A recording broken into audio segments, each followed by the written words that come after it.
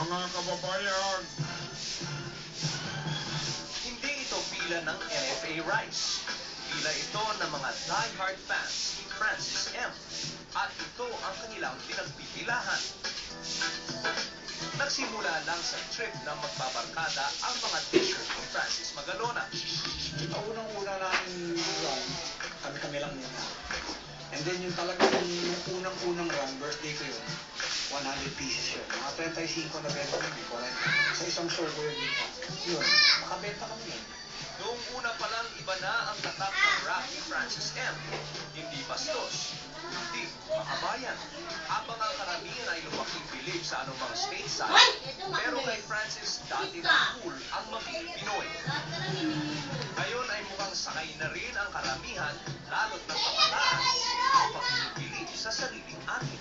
Huwag lang tayo magbulag-bulagan. Alam naman natin kung anong problema ng bayan natin. Kumbaga, panahon na para I underestimated itong country natin. Akala ko, ibenta pa sa Amerika lamang. Kasi napansin ko, yung mga balikbayan, Europe, yun yung malalakas namin bumili noon. Sa Middle East, sa Europe, bibili yun. Yun yung unang distributors namin. And then eventually, nag-catch on dito. Ngayon, hindi ko alam kung itong nationalismo na to, ito ba uso-uso lang. Itong akin, ginawa namin to na hindi para kumita. Ginawa namin to na itatuyod ang lakas at galing ng Pilipinas. Kahit sabihin yung simpleng t-shirt lang ito, malaman naman ang bawat design. At kahit maliliit na detalye, binigyan ng importansya ni Francis.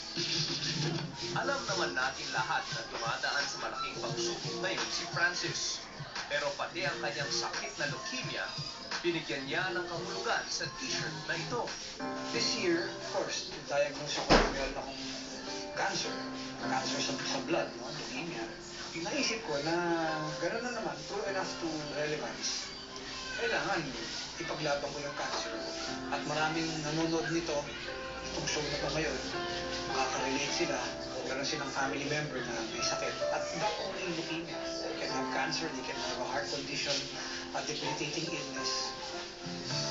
This, for me, itong t-shirt na to, it's not just business anymore. Kumbaga parang, ito'y nakikiisa ka sa makikipaglaban.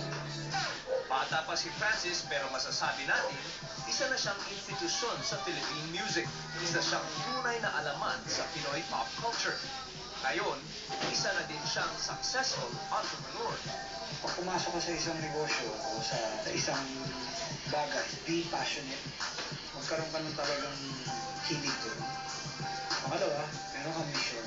Maraming t-shirt sa atin, pero eto susublay ko. Yung taas mo ko, Pilipino. Huwag kayo mahiya sa lahi. Pati mga artist na gaya ni Francis M. at ng dynamic duo ng Team Manila, napatunayang pwede silang maging successful sa business. Hindi expertise sa pagnenegosyo ang kanilang puhunan, kundi simpleng pagmamahal lamang sa bayan. Siya rin nahalata mo ba na